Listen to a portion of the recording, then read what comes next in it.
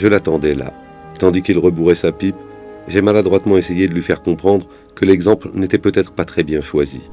Que cette religieuse morte à la peine n'avait rien de commun avec les enfants de cœur, les va-nu-pieds, qui pleurnichaient au lieu de commander.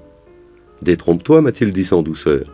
L'illusion est la même, seulement les va-nu-pieds n'ont pas la persévérance de ma bonne sœur, voilà tout. Au premier essai, sous prétexte que l'expérience du ministère dément leur petite jugeote, ils lâchent tout.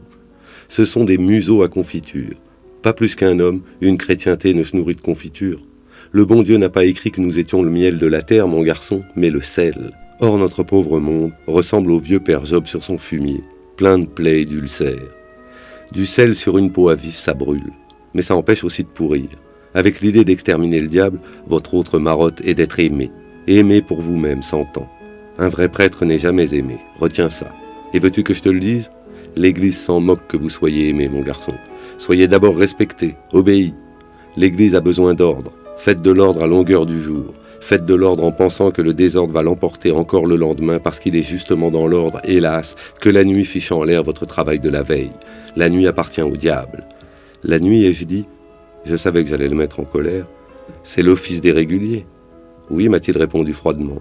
Ils font de la musique. J'ai essayé de paraître scandalisé. Vos contemplatifs, je n'ai rien contre eux. Chacun sa besogne. Musique à part, ce sont aussi des fleuristes. Des fleuristes ? Parfaitement.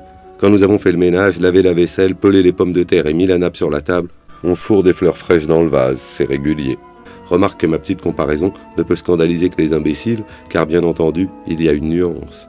Le lys mystique n'est pas le lys des champs. Et d'ailleurs, si l'homme préfère le filet de bœuf à une gerbe de pervenche, c'est qu'il est lui-même une brute, un ventre.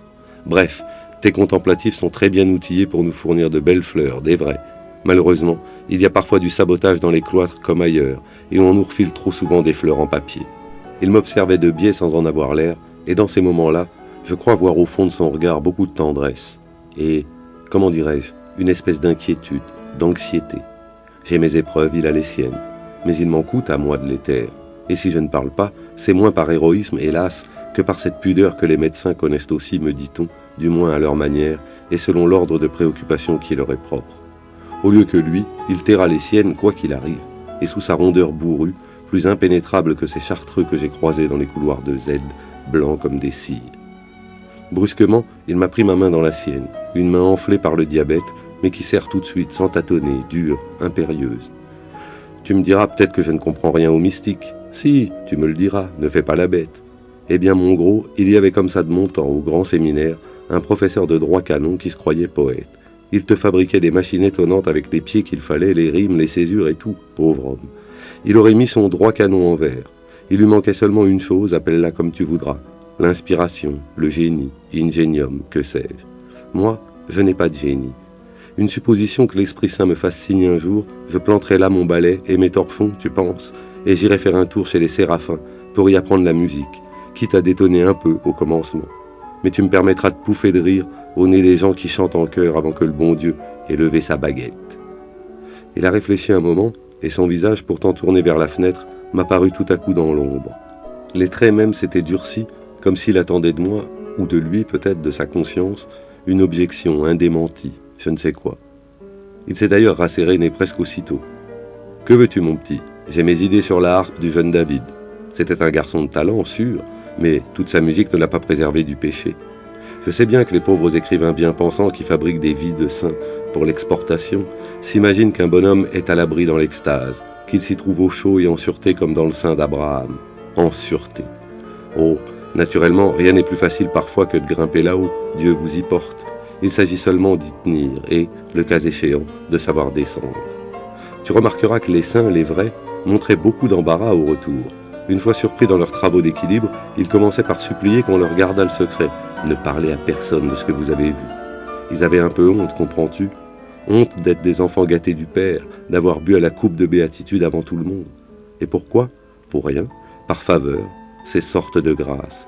Le premier mouvement de l'âme est de les fuir. On peut l'entendre de plusieurs manières. Va, la parole du livre. Il est terrible de tomber entre les mains du Dieu vivant. Que dis-je, entre ses bras, sur son cœur, le cœur de Jésus. Tu tiens ta petite partie dans le concert, tu joues du triangle ou des cymbales, je suppose, et voilà qu'on te prie de monter sur l'estrade, on te donne un Stradivarius et on te dit « Allez mon garçon, je vous écoute ». Brrr.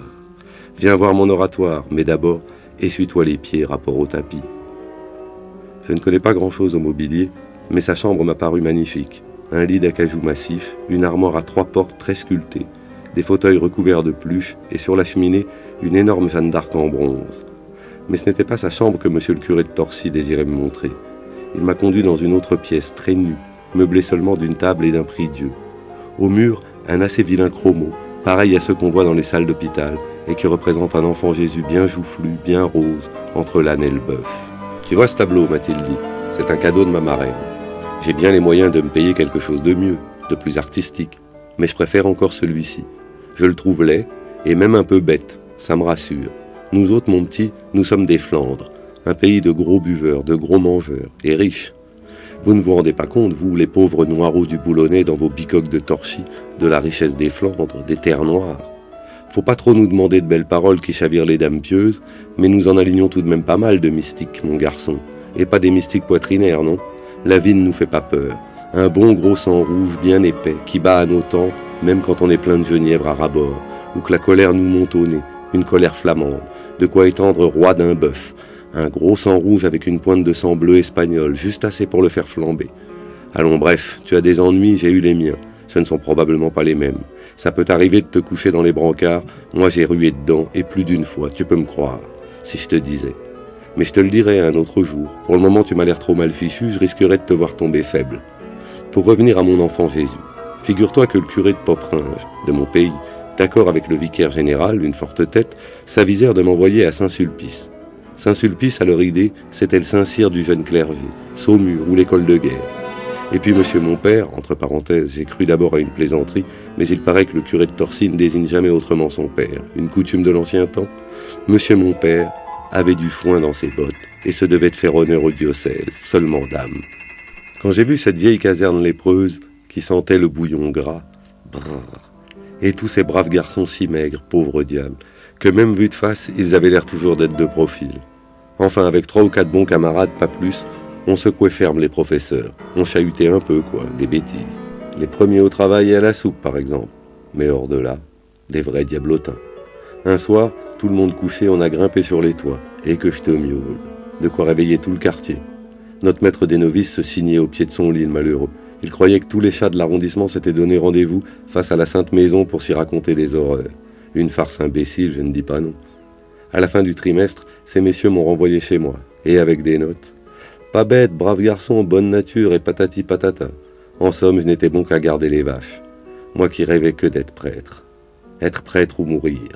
Le cœur me saignait tellement que le bon Dieu permit que je fusse tenté de me détruire. Parfaitement. Monsieur mon père était un homme juste.